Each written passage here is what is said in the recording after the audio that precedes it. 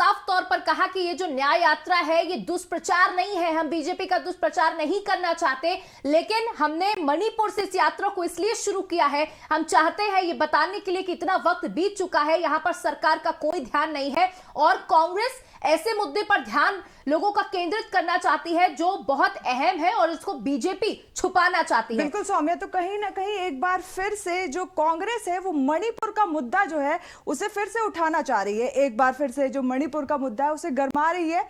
जैसा कि कन्हैया कुमार ने कहा, इम्फाल को लेकर जो मुद्दा था वो एक बार फिर से कांग्रेस उठा रही है। वही अब जो ये यात्रा है, अब इस यात्रा से क्या कुछ फायदे मिलेंगे कांग्रेस पार्टी को, ये देखना होगा।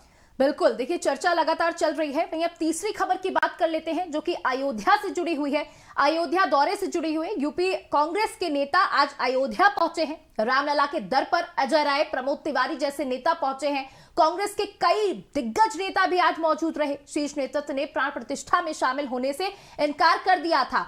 अब वो जो इनकार किया उसके बाद उन्होंने बहुत सारी बयानबाजियां देखी, बीजेपी को बैठे बिठाए उन्होंने एक ऐसा मुद्दा दिया था जिस पर बीजेपी ने भी खूब राजनीति करी। अब इसी डैमेज को कंट्रोल करने के लिए आज अजय राय अपने बड़े बड़े नेताओं के साथ अयोध्या पहुंचे हैं।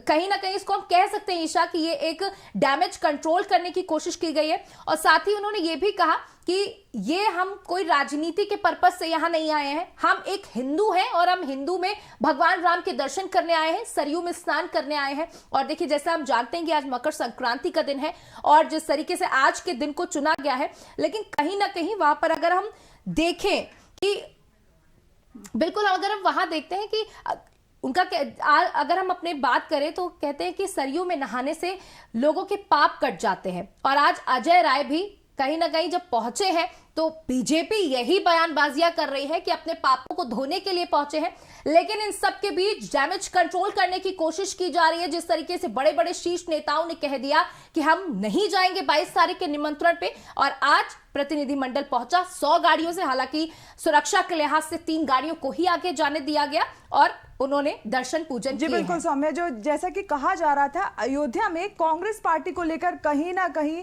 जो जनता है उसमें कहीं ना कहीं निराशा थी, लेकिन जो कांग्रेस पार्टी के लोग हैं वो एक पार्टी के तौर पर ना होकर एक दर्शनार्थी के रूप में गए हैं, जिसकी वजह से उन्हें कहीं ना कहीं इसका फायदा मिला है। बिल्कुल बिल्कुल, देखिए अगर हम वहां की स्थितियों को देखें तो लोगों में थोड़ी नाराजगी जरूर देखी गई थी, क्योंकि कांग्रेस के शीर्ष नेताओं ने कह दिया कि हम मंदिर नहीं जाएंगे क्योंकि ये आरएसएस और बीजेपी का कार्यक्रम है। तो इसको राजनीतिक दृष्टि से खूब भुनाने की भी कोशिश की गई और वहां पर जो लोग थे उनका गुस्सा भी कांग्रेस पर फूटता देखा गया। उनका कहना था कि कांग्रेस को हम अयोध्या नहीं आने देंगे क्योंकि ये राम के विरोधी हैं, लेकिन उन्होंने इसी वजह से अपने आप को एक कांग्रेसी के तौर पर नहीं, एक हिंदू के तौर पर वहां पर पहुंचे हैं कि यार हम हिंदू हैं और हम रामलला के दर्शन के लिए वहां पर पहुंचे हैं। जी बिल्कुल।